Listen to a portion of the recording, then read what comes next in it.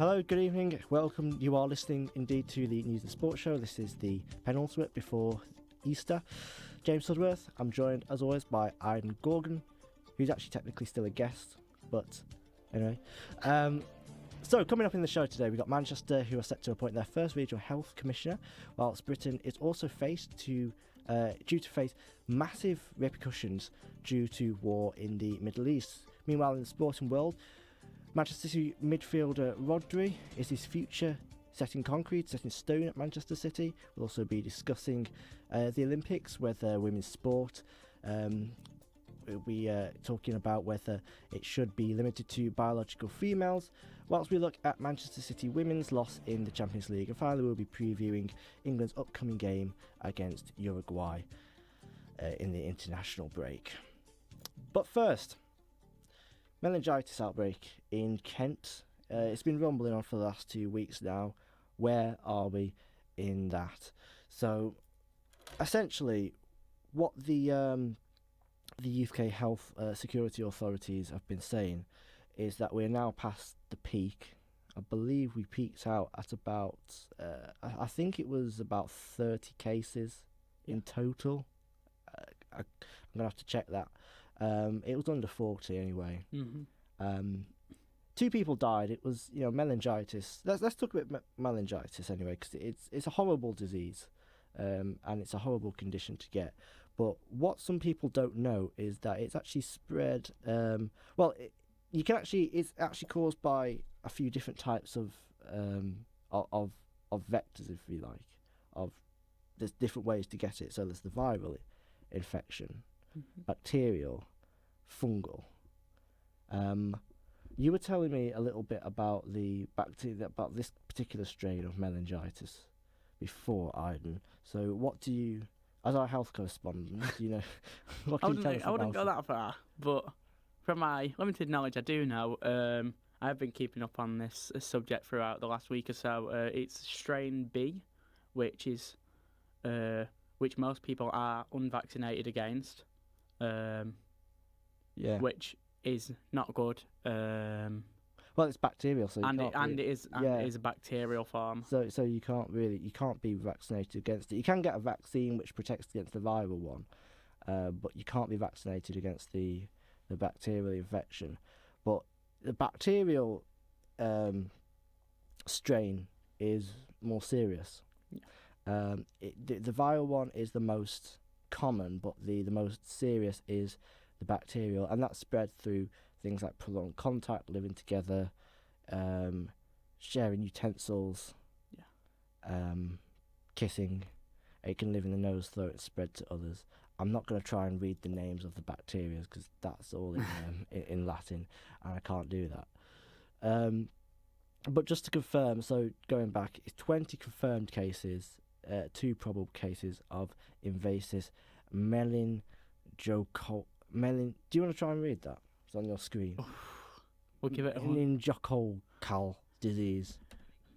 Meningococcal disease. Meningococcal disease. Yeah. We are past we are past the threshold now. We are past the past the peak. That's the official way of phrasing it. But shall we talk a bit about? Shall we summarise the story, basically? Yeah. So, start off where it all started. Where did it all start? Well, it started in a place called Canterbury, in the county of Kent. We're going on nature program here. And it began in a little nightclub called Chemistry, where the youth of that town would gather, and they would intermingle with one another. Your accent's changed now. And that's where the meningitis came from.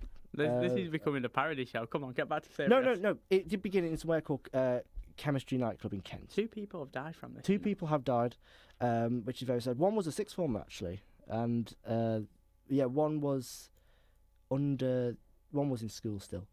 And I can't remember the age of the other. Can you check that for me, Charlie? I can't remember how old the other child was, the other person was. But what it's particularly interesting because we think of diseases impacting older people mainly, like COVID, for example. Yeah. Whereas this is actually in reverse. It's actually younger people who are actually more prone to meningitis. Interesting. Yeah. Which is something I didn't know before. Do you know the reason for that? No, I don't. Do you know? I actually do not know. I thought you had to tell me something. It was well, you would think it's due to my probably because it's obviously at risk with university students, University of Kent. I know there's been a big. Did you see the queues? There was big queues throughout the week of people trying to get vaccinated, and and it's Ground Zero is essentially a nightclub. Yeah. So within days, what happened was the University of Kent was sort of thrown into the middle of this this crisis essentially. Because what they were suggesting was cancelling exams. Obviously, people were very afraid of this outbreak. Some were saying like it's treat it as if it's another form of COVID. So you saw people with masks on. Yeah. There was like a mini self-imposed lockdowns. People putting themselves into lockdowns, pretty much. And then obviously the medication centres popped up on that's where we saw all the queues, and that's kind of where it all started from. And there's actually Christchurch as well, Christchurch Canterbury University in Canterbury, which is the other university. So two universities in a relatively basically in the same city pretty much, and there was a number of schools as well, which were. There we go. Canterbury Christchurch University. A case was confirmed. This was 19th of March, what happened was at the University of Kent there were about 600 vaccinations were offered to students that week, and 5 schools in the county as well also were suffering from suspected or confirmed cases. And in France as well, there was a person admitted to hospital after returning from England. So there was a feeling of, is this going to go further afield from... I do remember thinking that myself, actually, a few weeks ago, whether it would pop up in other parts of the country. Case of meningitis. Yeah. There was a case confirmed in London, but... We were lucky we escaped it, really, because I think now you said we're past the peak and it's on its way down. Yeah. I think it was just that whole southeast area, the Canterbury, Kent area, sort of. I think it didn't manage to break out, luckily. Yeah. It's actually really interesting here because what we've got in front of us is actually the notes, I think, for the Lost programme, which never went out from last week. Because obviously we weren't here last week, but Charlie got all the notes for it, which is really interesting. But interestingly, this is really interesting. Greater Manchester, according to the information I've got in front of me, has the lowest meningitis vaccination rate in England. That's according to the Manchester Evening News.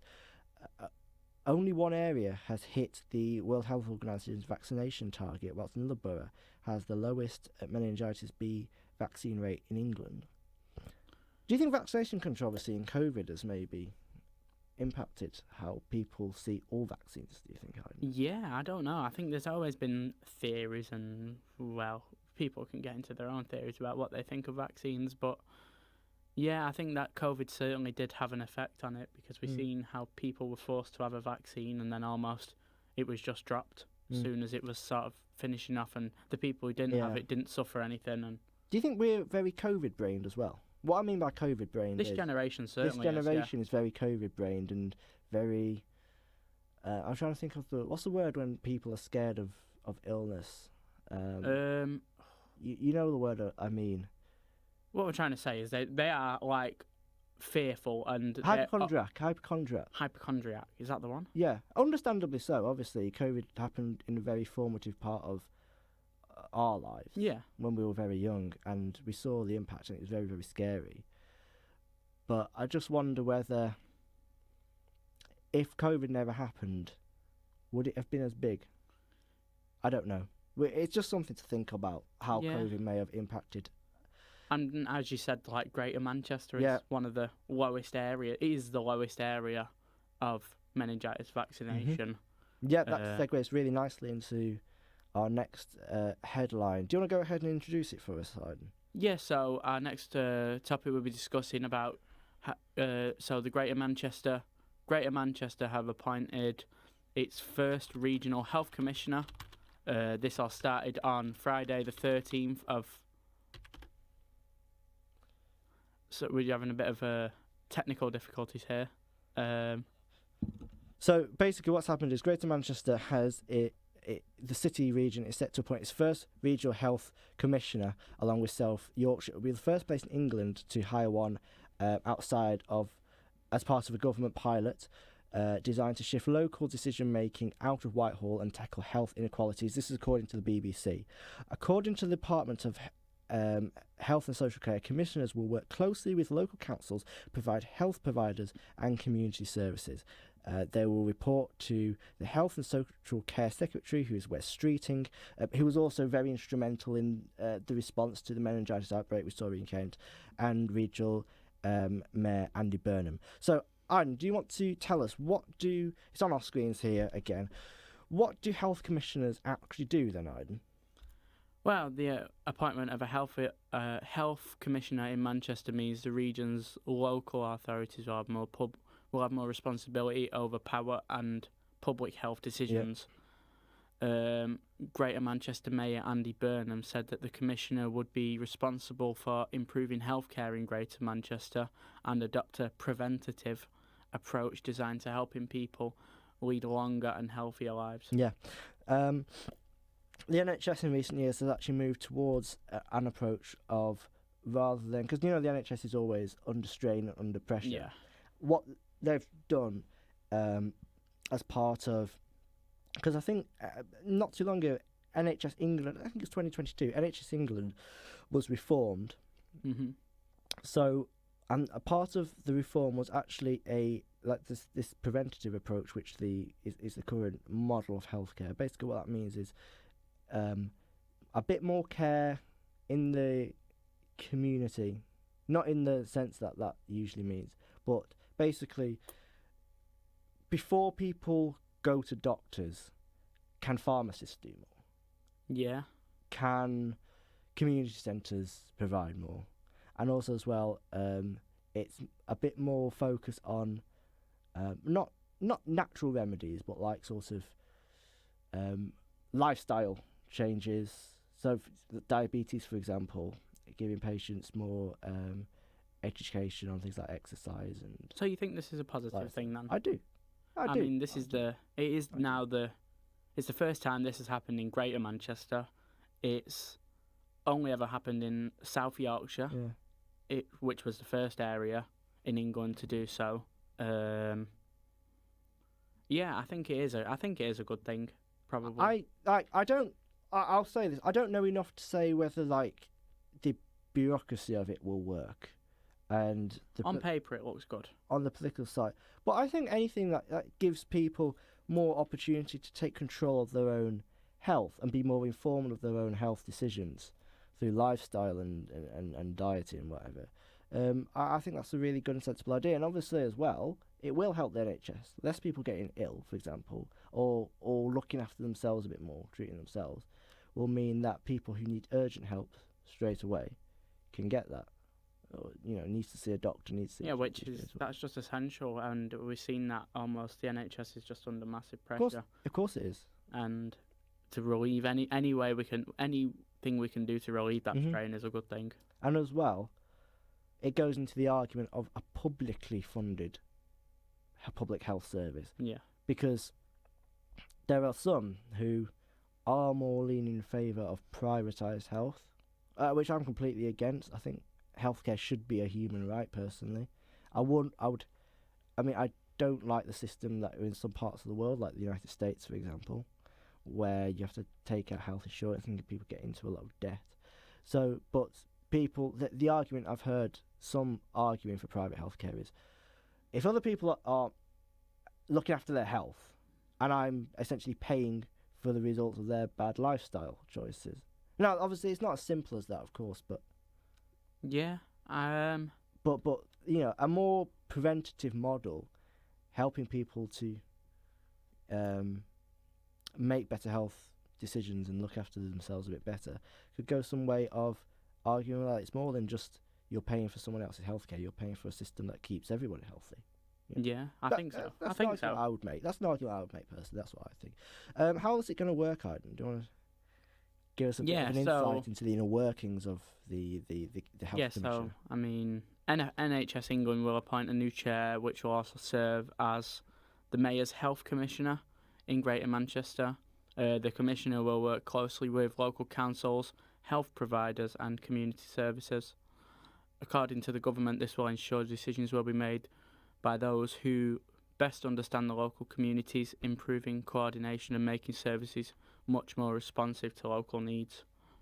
The government also said that the trial was part of plans to end the NHS postcode lottery, which the quality of care vary between areas anyway. Yeah. So do you know what the NHS postcode lottery is? So quickly, for anyone who's listening who doesn't know what NHS postcode lottery is, it's this issue where in some parts of the country, depending on where you are, healthcare can be inconsistent. Even though it should be consistent across the board, the quality of healthcare, depending on the type of area, the demographic, how well it's funded. For example, in a more wealthier area where people have access to better quality of life, for example, the services are under less pressure. So ironically, if you need to get an appointment, you can. But whereas in places where there's lower quality of life, where people are more prone to getting ill, or there's people are more stress is a big problem. Because if people living in poverty, they're more stressed. That will put more stress on the body, more sickness. Will mean that there's actually less chance of actually getting to see a doctor because more people are trying to get appointments. Are you with me? So actually, that's a problem which has been plaguing the country for many years now. The NHS lottery, the postcode lottery. Yeah. It's a really interesting way of trying to address that, and hopefully, moving forward, we'll see that really start to work. But shall we move on to something which is affecting all of us and probably will affect all of us massively, which is the economy. So basically, according to Sky News, Britain is facing a massive economic downturn as a result of the war in the Persian Gulf, more than any other, it says major country here. I don't know, I think that means major economy. According to the first comprehensive assignment of the implications of the conflict. So the Organisation for Economic Cooperation and Development cut its 2026 forecast for the UK's gross domestic product by 0.5 percent points, which means that Britain will be amongst the weakest economic growth in the developed world this year. That is terrible news. That is genuinely awful news, and I'll tell you why. I was doing a story this week about NEETs. Okay. Not in education or employment or training. Basically 16 people between 16 to 24 years old who aren't in education, employment or training. Okay. That reached the number of people in that age range who aren't, as they in work, is at 16%, just under 16%, 15.9% of the population. That was unveiled by the Office of National Statistics last week. I think it was last Wednesday, yeah. And there's various reasons for that, but one of the reasons is the state of the job market is really poor. That's the thing. It's just, I mean, we know better than anyone else being university students, and particularly more so you going to be a graduate sooner than I am. The fact that the job market is suffering heavily in this country, and also the fact that, like we said, we've now got the war going on in Iran. We got the war in Ukraine, which doesn't help cost of living. Yeah, exactly. Well, I want to link this back to the conflict in the Middle East. It says here that Britain will have one of the weakest economic growths in the developed world this year. If external things are making it worse, it's only going to get worse. The job market will get worse because everything's affected. I think it's Bill Clinton ran on in the 90s, ran on a saying, it's the economy stupid. Basically, everything is impacted by the economy. Well, people's decisions are impacted by money. But this seems really unfair, but the US will enjoy a stronger economic growth as a result of the last few weeks. The the OECD interim forecast said that the breadth and duration of the conflict are very uncertain, but a prolonged period of higher energy prices will add markedly to business costs, as we'll say, and to consumer price inflation with adverse consequences for growth. And actually, we've actually got a graphic in front of us which is projected growth this year and decrease from December projection. Amongst Germany, France, Italy, Canada, Japan, and the United States, Britain has the highest decrease from the December projection, percentage points, and the 2026 projected growth is, it's not the lowest. Italy has actually the lowest. Tell me if I'm right, I'm looking at this, but Italy... I would say Canada, personally. Well, no, Italy has the lowest projected growth this year, which is in the light blue, yeah. Canada has one of the highest. The USA has a massive, 2%, positive 2% projected growth in 2023. Yeah, they're the big winners of this. So the United States economy is, that's hunky-dory. But the United Kingdom, apart from Italy is on, would you say that's 0.3% projected growth? Yeah. The UK is on just over 0.5. I'd say 0.6, 0.7. Producer Charlie just said that in our ear. So basically, for listeners, I'm trying to put this in a way that is the most simple way possible. Italy has the smallest projected economic growth this year. The UK is the second smallest at 0.7%. Germany and France are level on, is that 0.8, Charlie? 0.8. They are joint tied. And Japan's just a teeny weeny bit higher at 0.9. The point I'm trying to make is this. We see fuel prices have gone up. Yes. We see food prices have gone up, groceries.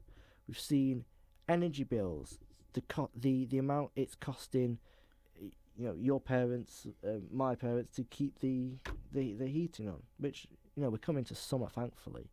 But in winter, if the situation is still... And don't forget, like you rightly point out, there's still a war in Ukraine going on. Yeah, it doesn't help the thing. It doesn't help the situation, that's for sure. No. But what do you make of all this, Aiden? What do you think? Well, I mean, it's relatively common knowledge that the US economy is run on wars. So since World War II... Talk us through that. So since World War II, the US economy has needed wars to survive, to keep up, to sustain its growth. And because obviously the US hasn't only became a superpower after World War II. During World War II, when they took advantage of the trades, and it's become what it is today. But through wars such as what we've seen over the last however many years, it was always inevitable they was going to get into another one. Years. Yeah, it was always inevitable because the economy is sustained on war. Yeah, well, that's a theory which I've heard a lot. I think is it called a military-industrial complex? I think that's the official name of it, where the economy thrives on machinery and things built for warfare. But actually, shall I round up very quickly what's going on in the Middle East at the moment? So basically, the latest news today is that Mr. Trump is talking about the Iranians coming to the US hoping for a peace deal. He says that they're begging for a peace deal, and Steve Witkoff, who is the special envoy to the Middle East, has come with a what they call a 15-point peace plan for Iran. Obviously we've seen a massive problem. So basically, for any listeners that don't know, you'll know this, Aiden, because you're the US North American correspondent. The Strait of Hormuz, that's basically has been blockaded.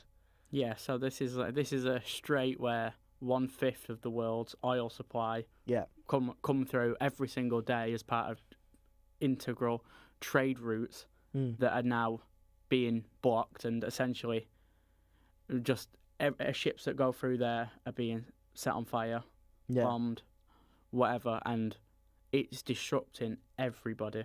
Not just us in this country, but it's disrupting from Australia to China to Argentina. Well, it would do, because am I correct in saying that the Strait of Hormuz is the biggest oil shipping lane in the world? Pretty much, yeah. Yeah. So, if all the oil is going through there, if that's the pipeline, and don't forget, this is wrapped in a little bit of conspiracy, but do you know the Nord pipeline as well? Yeah. The one at North Sea. North Sea, that got blown up, didn't it? That got blown up. How many years ago was that blown up?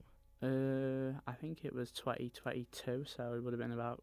So in the politest way possible, we're in trouble. Yeah, when it comes to oil, we're not in trouble. We're definitely not in trouble. We've got resources. We just don't want to use them. And when I say that, I mean the North Sea is one of the richest beds of oil in the world. Why aren't we drilling it then? Good question. Really good question. Why aren't we drilling North Sea oil? Shall we get you in the House of Parliament, because that is a great question, and I want to know the answer to it as well. If we've got oil sitting there in the North Sea, but we're reliant on other nations to buy oil, is our oil not good enough? It's because of our green policies, I think. Is it because of green? Yeah, but we're in trouble. Exactly. You're paying £10 for a. You're going to be soon paying £10 for a pint of milk because of our green policies. I'm already paying what price of diesel went up. I went past Tesco's today, 164.9 a litre. A couple of months ago it was 130. Yeah, and that's the petrol was average really price. cheap. Yeah, but actually I do want to do a story in a few weeks to find out why the price of we are going to have to move on soon, but I would love to know why the price of diesel has gone up so much in compared 28%. In fact, I'm going to read. I'm sorry, Charlie, I'm going off script a little bit here, but this is according to the RAC. I found this today. They said that so this was released 2 days ago. Says as of today. What day was it? 2 days ago. It was Tuesday. Yeah. Says the average price of diesel has jumped by nearly 3 pence a litre since Monday to 173.83 pence. That's nationally. So it's actually a little bit cheaper, the average here. That means it's now gone up 31 pence a litre since the 28th of February. That's a 22% increase. So diesel's always more expensive than petrol due to the fuel duties and due to extra taxes on diesel. But think about this: all buses, trains, most even people who deliver parcels and most services and any service that uses the vehicles, deliveries, everything, services across the country are just going to be affected, and it's going to put. Like everything else, put cost on the consumer. So, look, a news and sport, a message to Sakir. Get into the North Sea! I think that's a great place to leave the news. Shall we go on with the sport? Why am I getting thumbs down in the gallery? Anyway, let's get on to sport, yeah. And this is a nice little segue from politics. This is a perfect segue from politics to sport, actually. Do you want to talk us through this story, Adam? Yeah, well, it's really a mixture of both. We've got so in the week. Hey, this is a man who would agree with me. Right. Yeah. Go on. No to the politics. Right. We're off on the sport. So Nigel Farage has travelled to Ipswich Town. He has.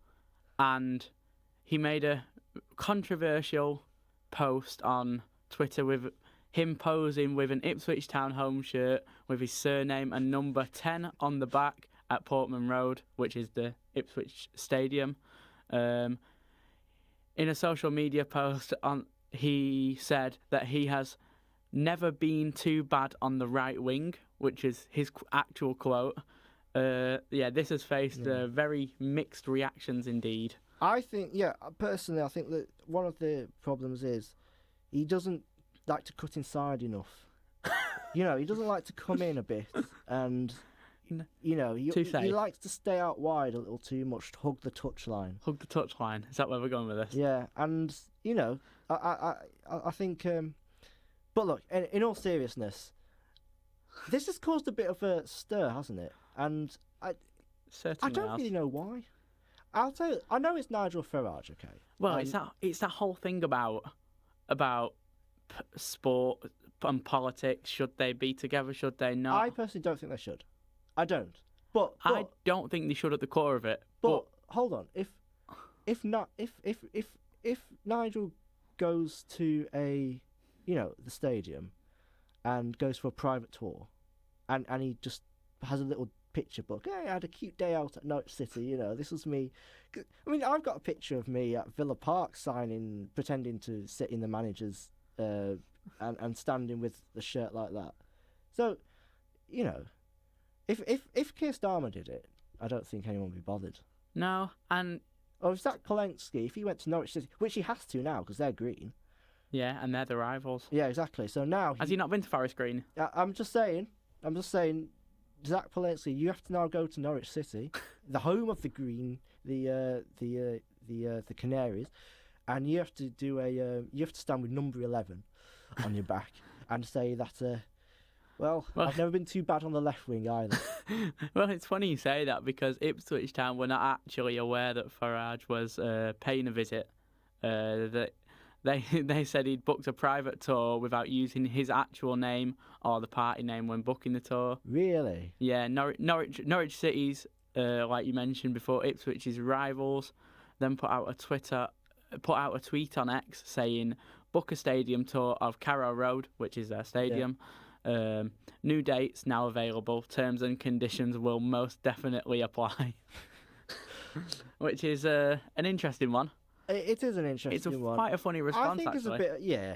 It's a bit of a muchness of a muchness. It's a bit of a faff over nothing, really. Well, that was a bit of politics, a bit of sport. Should we get onto fully fledged sport now? Politics out the window, onto sport. Let's have the jingle, Charlie. Online and on the TuneIn app, this is Utter Radio. Sports. Oh, I love that jingle. It's new as well, isn't it? It's brand new. It's brand only new. The second time. Piping fresh. If Beautiful. you're listening to this, you're in for a treat with that. This is only the second time it's been played. So, shall we talk about players potentially leaving their clubs, legends potentially leaving their clubs? So we've got. I think I know it's not what's actually coming on the up. script, but let's talk about the one that is scripted first. Let's talk about Rodri, because he told Spanish media that there are many players who have gone down the path. This is him referring to playing for Real Madrid in the future at some point. Yeah. So, do you want me to lead this on? Yeah, go on. Yeah, as our so- Manchester City correspondent Yeah, as your and resident fan. Hey, Go ahead. I am a professional and I will remain neutral for this segment. Rodri, Manchester City midfielder and Spain international, was speaking to Spanish media yesterday, and it came out that he said he didn't rule out playing for Real Madrid, and the wider context of this is that he came from Atletico Madrid in Spain, which was the team he played at before he joined Manchester City. He was quoted as saying, there have been many players who've gone down that path, not immediately, but over time. For me, you can't turn down the best clubs in the world. Do you know what shocks me about this? He's only 29. Yeah, I know. A lot of people said they thought he'd be older, but it's just his experience on the pitch and the quality you're getting. You'd think he'd be a bit more wise. In a nice way, he plays like a 33-year-old, someone who's. Do you know what I mean? No, I mean that in the sense of he sees everything in football. He reads the game slower than everyone else. In the sense of that he can. Is that traditional Spanish six? Just in behind the two pivot. Never flustered. Never flustered. He's not human. He's too good. The only time I realised he was human was when he got the ACL injury. Yeah. Season before last. And I was thinking, I was at Wembley on Sunday for the cup final. You were. And good day. For City, yeah, it was a great day. Eleanor, you'll like that one. No, but Yeah, it was. I thought he was back to his best almost. I thought he was really good. He ran the game almost that between the 45th minute at the start of the second half and about, I would say, the 65th minute. Arsenal did not get out the half. Every counter attack was blocked by one of Rodri or Nico O'Reilly. Yeah. It was sensational. So I was getting pounded at the gym at the time, but Arsenal City was on the TV, right? And yeah, they made Arsenal like boys. Honestly, made them really. There was a good 15-minute spell where Arsenal were trying to get out, and it looked like a side relegated against a side up. It looked like a Championship side playing a Premier League side in a cup or something. You wouldn't believe them two teams are first and second. No, but switched around. But this speaks to something else actually, because do you know? Have you seen there was a really bad. The last two Champions League rounds have been really bad for English teams, and there's this debate going around: is the Premier League actually still the best league in the world? But for me, that cup final was interesting because it kind of answered the question. It didn't look like two of the strongest. It looked like one really super strong team, and Arsenal. And I thought, to me, I was expecting it to be actually more back and forth than that. I was expecting to see a 2-1, a 3-2. I was looking forward to a really good game. In the end, it was a bit of a one-sided affair. One-sided, a bit too easy for City. Well, I think the perfect way to sum that game up before we get back to the Rodri chat is, I can't remember who said it, but it was so bang on. So I'm sorry, I don't know who said it, but they said that City went into the cup final and played to win. Arsenal played to not lose. Yeah. And it was shown in the mentality of the teams, I think. But like you said about the Premier League being the best, I do think this is a sign of the Premier League almost saying, because we've seen the influx of managers leave over the last few years. I mean, who's got Chelsea's one of the best teams in England. Who's got the managerial job? It's not a LinkedIn Liam. LinkedIn Liam. It's not a high quality. He's not a world class manager. Can I? Look, I don't think I've made any bones about it. I'm an Aston Villa supporter, but looking where Aston Villa are in the table, they shouldn't be there. They've lost 9 games, and you should not be just behind third place, in my opinion. No. Having lost 9 games all season. I mean, I've been banging on about this all year, about how the Premier League's gone down in quality. Everybody thinks because it's closer and everyone's closer, it's actually a good thing. It's not, because that means the top teams are just as good as the middle teams, shall we say. And I do think Rodri potentially leaving is a sign of this. I mean, he is in his last year of his contract. Yeah. He's got one year left on his contract. And we've seen Real Madrid almost poach players who are coming to the end of their contract to get them on a free. I think their transfer policy is where if the player's over 20, they'll get them for free, and if the player's under 20, then they'll splash big on them. So, well, I mean, you look at Real Madrid. They've bought Bellingham and Trent from England. They could potentially get Rodri. And this is interesting as well. Where's Salah going? Yeah, that's a poor one for producer Charlie. I can't lie. He's had a mare there. That is not on our running order, which we do need to talk about. That is shocking, Charlie. That's shocking. You need to lock in for next week, mate. Sorry. Well, just between you and me, where do you think Salah could be off to once he leaves Liverpool at the end of the season? Yeah, so, let's just explain. Imagine he signs for Real Madrid as well. Let's explain the situations to our viewers. Go ahead, yeah.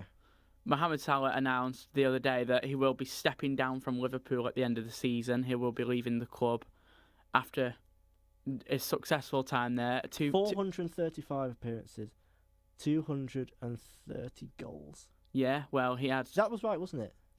It was on my script yesterday. That's how I remember it. Yeah, I mean, what a player. I mean, you don't have to read the stats if you've just watched him, you know what a player he was. I mean, 2 Premier Leagues. Yeah. Which I hated him because he was that good. He delivered the first... He was so good. He delivered Liverpool's first title in over 20 years. Yeah. The first in the Premier League era. Yeah. He's delivered 4 Golden Boots. Yeah. He's just been an incredible servant for Liverpool and the Premier League. Generational. is what Yeah. I would say. Generational player. I think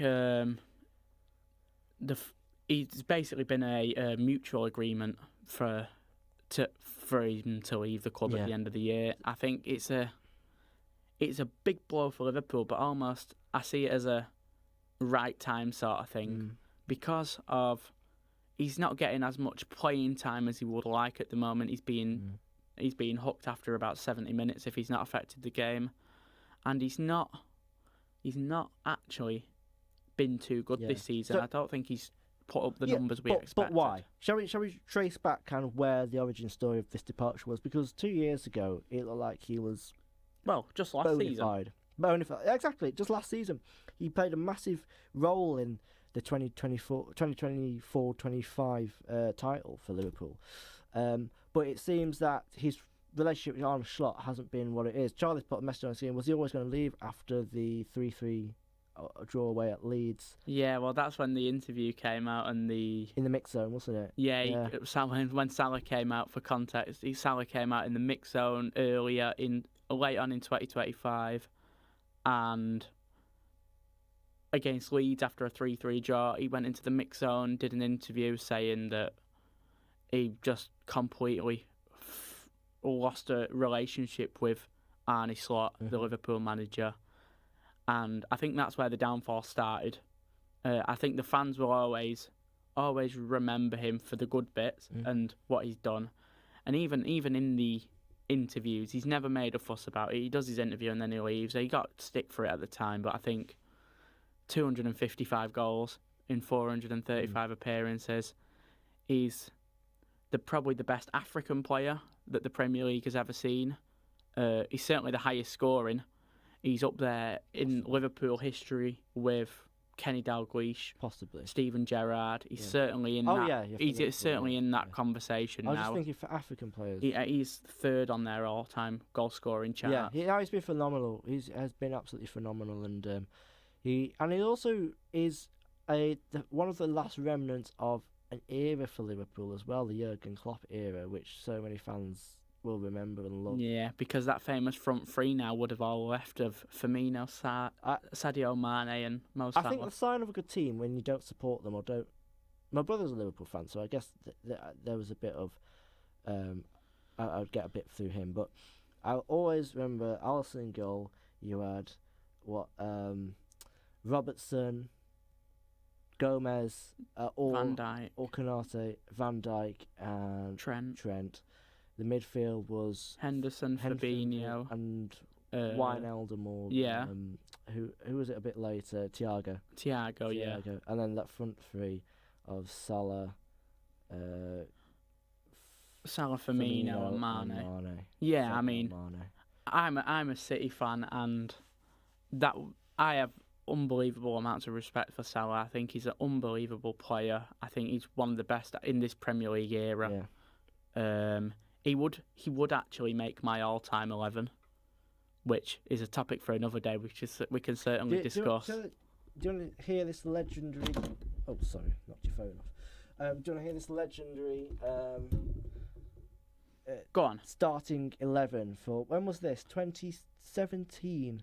I'll tell you this game. So this is I know this 2019-18. I know this game too well. This Yeah. is the game that won Manchester City the title. January 3rd, 2019. So we had Ederson in goal for City, a back four, Emerick Laporte, Vincent Kompany, John Stones, and Danilo. In the midfield, we had Bernardo Silva, Fernandinho, and David Silva, and then Sané, Sterling, and Aguero, the big front three. Yeah, Aguero, Sterling, and then we've gone through Liverpool. Actually, after Salah has departed from Liverpool, as we were just talking about, there'll only be 4 players from that era. Yeah, Van Dijk's one of them, and he could potentially leave himself. Robertson is one of them as well. Yeah, they're all. Is Alisson still there? Yeah, he is. Alisson as well is the other one. Yeah, but he hasn't been playing as much, has he? He's been dropped for... I can't remember. He has very... Well, he's had a few injury issues over the last few years. But he's getting on though. He is getting on. Yeah. He's getting on now. Who's the other one? Who's the fourth that escapes my memory? Is it Gomez? Joe Gomez. Joe Gomez. Yeah. Who's like the soldier at this point, the last man He's like standing. last man standing. Yeah, this Arnie Slot Yeah. revolution is coming and taking over. I mean, I hope he's here to stay personally. But It's crazy that Milner is still going strong though down at Brighton. yeah, Isn't it? Yeah. But anyway, let's get back on topic. But for me, just quickly summarising, Salah and Rodri leaving the Premier League would be potentially Rodri. potentially. But Salah's definitely Salah leaving is a massive loss for the league, I think. And he's still got. It says here quickly, could they still get a fee from him? Yeah, absolutely. I believe they could still get a fee from Liverpool. Well, that's Liverpool. They could do potentially.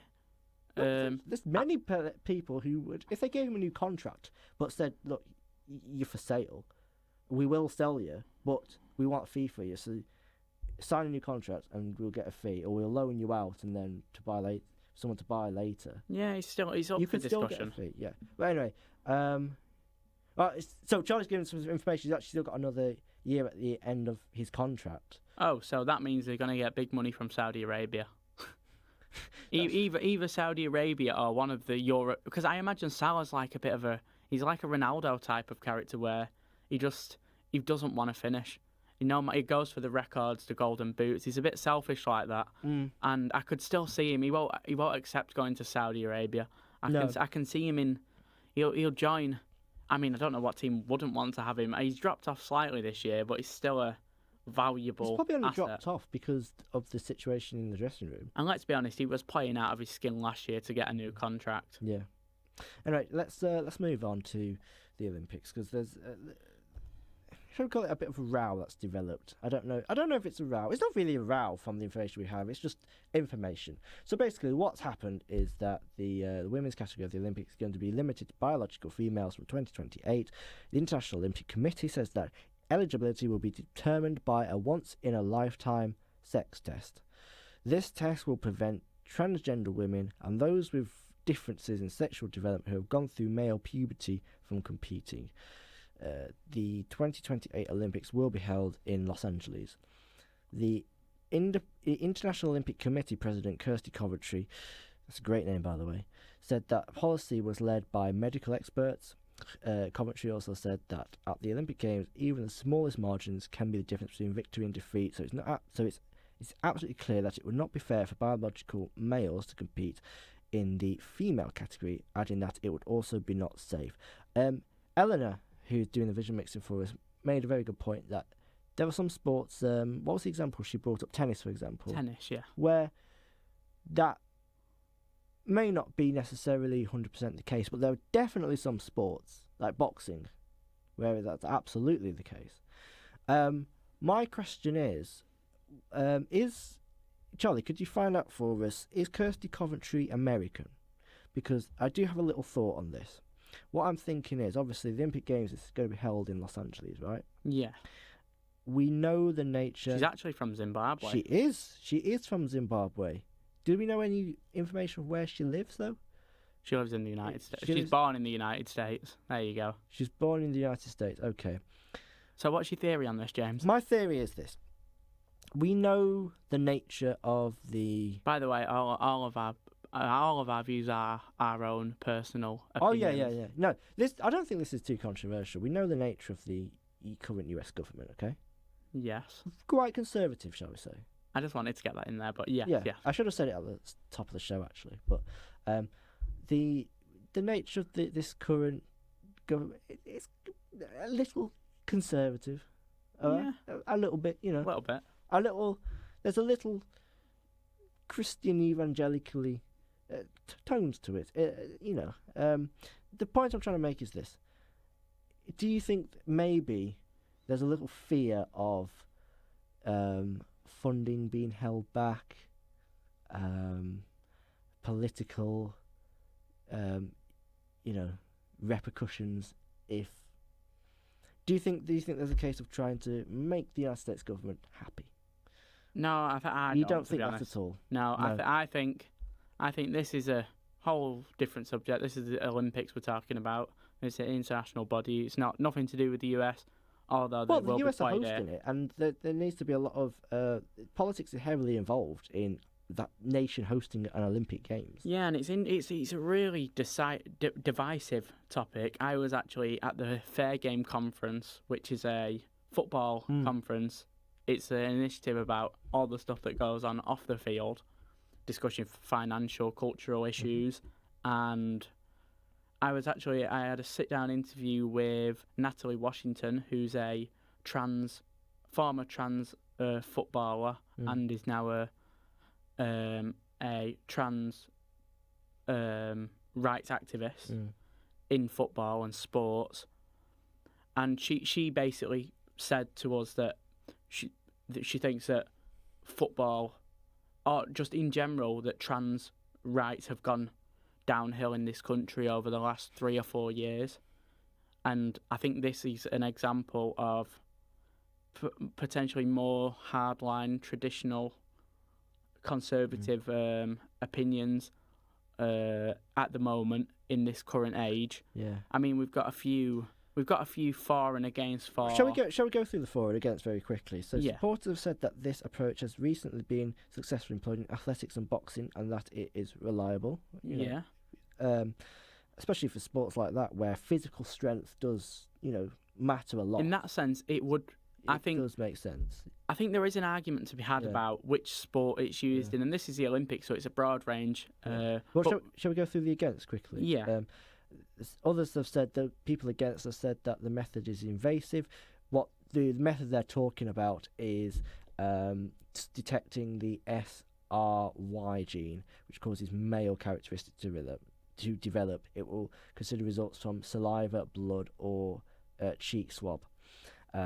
So there is an actual medical element to it. Yeah. If the athlete tests negative for it, they will then be able to play in the female Olympics if they don't have the male gene, basically, SRY. But look, it says that people are saying that that's potentially quite invasive, and there's an accidental risk of false positives and possibly accidental contamination, which you could be ruled out by doing it a number of times. I get that it is quite invasive, someone taking blood or swabbing your cheek. So, a group of academics called sex testing a backward step and harmful anachronism. In a report submitted to the British Journal of Sports Medicine, they also said that it was a simplistic way of reducing a characteristic to a single gene which does not reflect the complex nature of sex. I'm not going to get into it, but it is a very interesting debate, one which will continue to rumble on, I'm sure. Yeah, I think it will because this is where kind of social values intersect with hardline science. Yeah, and it's not an easy one to necessarily pull apart, and it's not an easy one to dissect. Certainly, the final minutes that we've got to do so here, and we'll keep the story ticking on. Oh, of course we will. Any update, we always bring the hardline facts and nothing else. Yeah. So. We will definitely stay on top of this, like Ian said. But quickly, just before we finish, shall we talk about England, Uruguay? And it's the international break. It is. And I'll bring to the audience some news. Turkey have won in the first game of the internationals in World Cup qualifying. Yeah. And now, shall we turn to England? Yeah, let's do that. So, England are playing. Where is it? Is it at Wembley? Yeah, it's at Wembley. Playing Uruguay at Wembley. Very quickly, who's gonna? What's the England 11? Very quickly, off the top of your head. I don't actually want him to play some of the top players. I just want him to almost get through, get a good result, and get out. Because everybody in the Premier League, I think, will say the same. We've got. I don't know about the full 11, but I certainly want to see the likes of Elliot Anderson. I want to see him in there on his own without Rice. I think it's a good opportunity for him to show himself against a top quality team and a South American team. Yeah, as Uruguay well. Very good. A South American team, which we mentioned, it's a different style to the European football, and it'll be a good experience. And who they're managed by? Who, England? No, Uruguay. Our good friend Marcelo Bielsa. Is it? Yeah. No way. Yeah. And if you remember how they play murder ball at Leeds. Really relentless pressing. Never, really hard run-in. Well, with the state of the Premier League, we should be in for a good game then. Should be, Hopefully, Bielsa is back in England. I'm sure some Leeds fans will be a bit torn on what to support after everything he did for that club. But yeah, we're hoping for a good game tomorrow. England. It's obviously only a friendly. Will you be tuning in? Yeah, I should be. Yeah. Yeah, hopefully. I'll give it a watch, and we're hoping for a good result. Yeah. Come on, England. Well, there you go. That's the end of the show. Thank you very much for watching, for listening, and we'll be back next week, last time before Easter. Take care. Have a good weekend. See you later. Good night. Bye-bye. Keep up to date with the latest news at utterradio.co.uk. This is Utter Radio.